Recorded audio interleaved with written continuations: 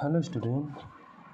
तो आप देख रहे हैं मिड लाइन आकलन 7वीं क्लास का विज्ञान विषय है 2023-24।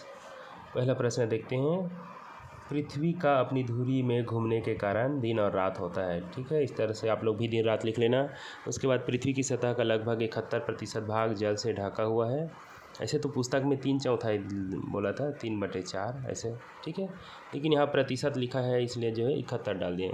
और 3/4 के अनुसार से तो 25% होता, 25 नहीं बोल 75% होता। ठीक है, लेकिन अभी का जो डाटा दिखा रहा है उसमें 71% है। ठीक है, तो इसमें थोड़ा कन्फ्यूजन है, 71 या 75 देख लेना। चलिए अगला प्रश्न है। लिटमस पेपर से खाली स्थान की जांच करते हैं तो अम्ल व क्षार की जांच करते हैं। लिटमस पेपर से तत्व केवल एक ही प्रकार के अवयव से मिलकर बने होते हैं। इस तरह से चारों प्रश्न को आप भर लेंगे। उसके बाद अगला प्रश्न में चलते हैं, 5वां में।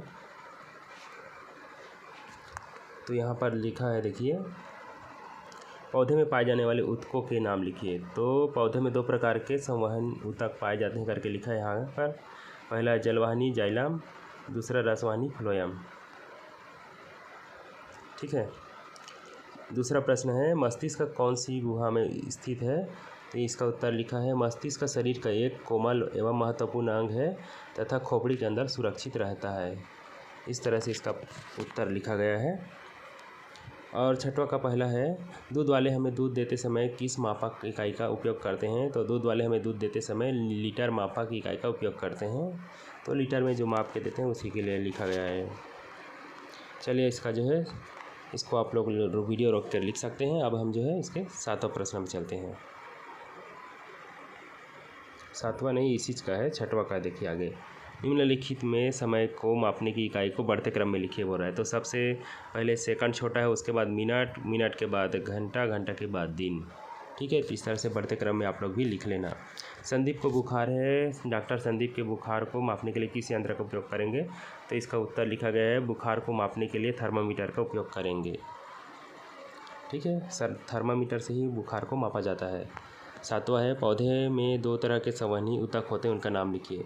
तो 2 तरह के संवहनी ऊतक है, एक जलवाहिनी जिसको जाइलम कहते हैं, दूसरा रसवाहिनी जिसको फ्लोएम कहते हैं।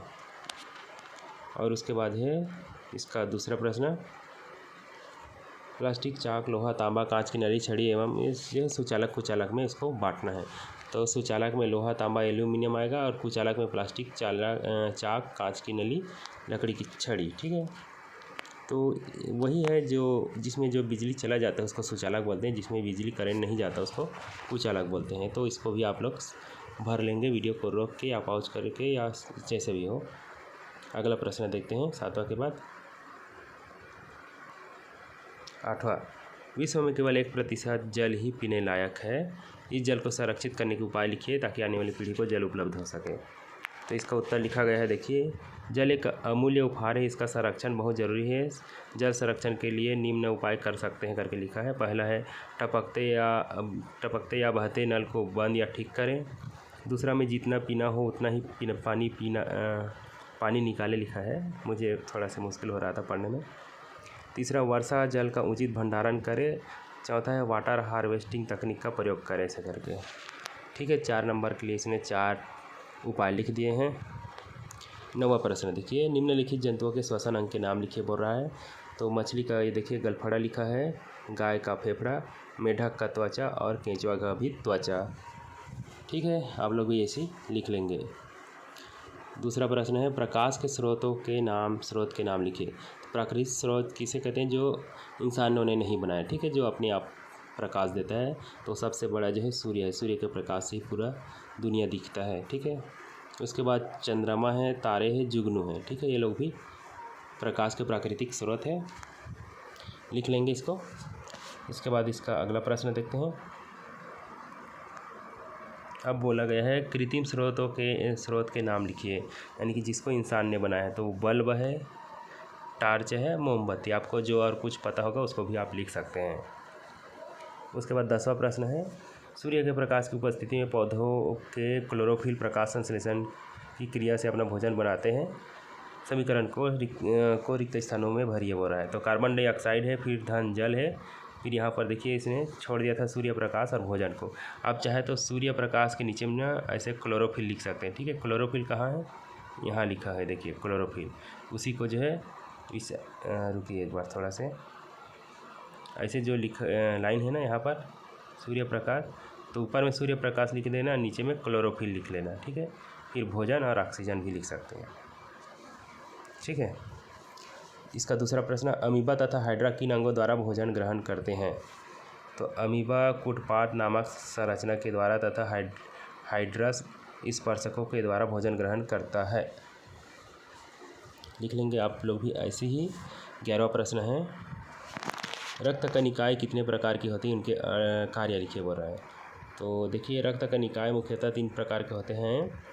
पहला है लाल रक्त कणिकाएँ, यह कणिकाएँ हमारे पूरे शरीर में ऑक्सीजन पहुंचाने का कार्य करती है। दूसरा में श्वेत रक्त कणिकाएँ, यह शरीर में रोगाणु, जीवाणु या अन्य हानिकारक सूक्ष्मजीवों से हमारी रक्षा करता है। तीसरा है प्लेटलेट्स, यह चोट लगने पर खून का थक्का जमाकर खून बहने से रोकता है। इस प्रकार से रक्त कणिकाओं के जो है कार्य भी लिख दिया है, ठीक है। तो बढ़िया लिखा है, इसको भी आप लोग लिख लेना। इसके जो है 12 प्रश्न चलते हैं अब। मनुष्य के उत्सर्जन तंत्र का नामांकित चित्र बनाइए बोल रहा है। तो उत्सर्जन तंत्र का जो चित्र है उसको बना लेना, मैं फ़ोटो दिखा देता हूँ, ठीक है। तो ये वाला है, ठीक है। इसको जो है आप जैसे भी हो बना लेना वहाँ पर जगह में, ठीक है। उत्सर्जन तंत्र आपके जो पुस्तक में है, विज्ञान पुस्तक में, या नहीं है तो इसको जो है फ़ोटो लेकर आप जो बना सकते हैं, ठीक है। चलिए अगला प्रश्न देखते हैं। परावर्तन के नियम लिखिए। 13वां प्रश्न में बोल रहा है परावर्तन के नियम। तो देखिए परिवर्तन के यहाँ पर लिखा है इसके बारे में, किसी चमकदार सतह से प्रकाश किरणों का टकराकर किसी निश्चित दिशा में चला जाना प्रकाश का परावर्तन कहलाता है। परावर्तन के 2 नियम हैं। पहला, आपतित किरण, परावर्तित किरण तथा आपतन बिंदु पर अभिलंब एक ही तल में होते हैं, लिखा है। दूसरा है आपतन कोण सदैव परावर्तन कोण के बराबर होता है। तो दोनों नियम लिख दिया है, और किसे कहते हैं भी परावर्तन, उसको भी लिखा गया है। तो बढ़िया लिखा है, आप लोग भी ऐसे ही लिखिए। और इसका जो है 13वां के बाद अगला प्रश्न देखिए। 13वां का दूसरा ही प्रश्न है। ये देखिए ये कुछ अल्फ़ाबेट दिया है ABCO करके, तो इसको जो है दर्पण में कैसे दिखाई देंगे बोल रहा है। तो देखिए यहाँ पर जो है ए के जस्ट बीच में जो ऐसा दिख रहा है ना, उसको दर्पण बनाया गया है। तो ए जो है दर्पण के सामने ए जैसे दिखेगा, ई जो है थोड़ा बदल गया है, बी भी बदल गया है। तो आप लोग भी इस तरह से बना लेना, ठीक है। LTU, तो कुछ अक्षर जो है दर्पण के सामने भी जस के तस लग रहा है, जैसे ए है, ये जो है H है, और क्या क्या है O भी, और ये जो 5 अक्षर है वो दर्पण के सामने भी जस के तस दिख रहा है, बाकी जो है बिगड़ गया है, ठीक है, अलग टाइप का दिख रहा है। अब उसके बाद अगला पूछा है, एम्बुलेंस शब्द को एम्बुलेंस गाड़ी में बाएं से दाएं उल्टा क्यों चित्रित किया जाता है, यानी कि एम्बुलेंस को उल्टा क्यों लिखा जाता है गाड़ी में, ठीक है। तो चलिए इसको भी आंसर मैं बता देता हूँ।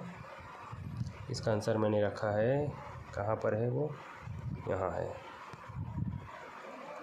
अस्पताल के वाहनों के सामने उसकी दर्पण छवि में एम्बुलेंस लिखा होता है, ताकि एम्बुलेंस के सामने वाले वाहनों के चालक अपने पीछे के दृश्य दर्पण के माध्यम से सही ढंग से पढ़ सके। इससे उन्हें पता चलता है कि एक एम्बुलेंस उनके पीछे, इसलिए वे एम्बुलेंस को रास्ता दे सकते हैं। आप चाहे तो इसको जो है थोड़ा से काट के भी लिख सकते हैं, ठीक है।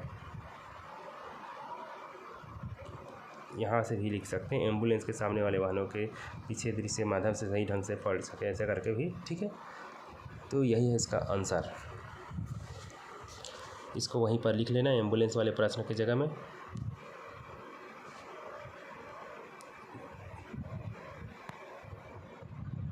तो कहाँ पर थे, यहाँ पर देखिए परिवर्तन वाला भी हो गया। अब जो है 14 प्रश्न है, उत्सर्जन क्रिया किसे कहते हैं, शरीर के लिए उत्सर्जन क्यों आवश्यक है। तो देखिए जैविक क्रियाओं के कारण बनने वाले अपशिष्ट पदार्थों को शरीर से बाहर निकालने की क्रिया को उत्सर्जन क्रिया कहते हैं। और इसके बारे में लिखा है आगे, अगर ये पदार्थ शरीर में अधिक समय तक रहे तो हमारे स्वास्थ्य पर बुरा प्रभाव पड़ता है। तो 3 नंबर में इतना लिख दिया है। ठीक है, आप कुछ और एक्स्ट्रा लाइन जोड़ना चाहते हैं तो जोड़ सकते हैं। तो इस तरह से 14 प्रश्न का पहला भी बन गया। उत्सर्जन क्रिया और उत्सर्जन क्रिया क्यों आवश्यक है उसके बारे में लिखा गया है थोड़ा सा, ठीक है। इसका अगला प्रश्न देखते हैं। जंतुओं के 3 उत्सर्जी पदार्थों के नाम लिखे बोल रहा है। तो जंतुओं के 3 उत्सर्जी पदार्थ निम्न है लिखा है। पहला मूत्र, दूसरा मल, तीसरा पसीना। ये तीनों जो है उत्सर्जी पदार्थ कहलाते हैं। उसके बाद तीसरा प्रश्न, पौधों के किसी एक उत्सर्जी पदार्थ के नाम लिखे बोल रहा है। तो देखिए इसमें लिखा है, कई वृक्षों की पत्तियां और छाल सूख कर नीचे गिर जाते हैं। ठीक है, जो है नहीं दिख रहा होगा, हाँ ये हुआ। वृक्ष की पत्तियां और छाल सूखकर गिर जाते हैं। इन पत्तियों व छालों में अपशिष्ट पदार्थ जमा होते हैं, ऐसा करके। तो इसका पौधा का उत्सर्जी अंग क्या क्या हो गया? उसका पत्ती भी हो गया, उसका छाल भी हो गया, ठीक है। और कुछ प्रश्न है क्या? नहीं है, इतना ही है। तो 7वीं का जो है विज्ञान विषय का इतना वीडियो बन चुका है। और आप लोग वीडियो देख रहे हैं तो लाइक कर देना, और सब्सक्राइब नहीं किए होंगे तो सब्सक्राइब भी कर देना।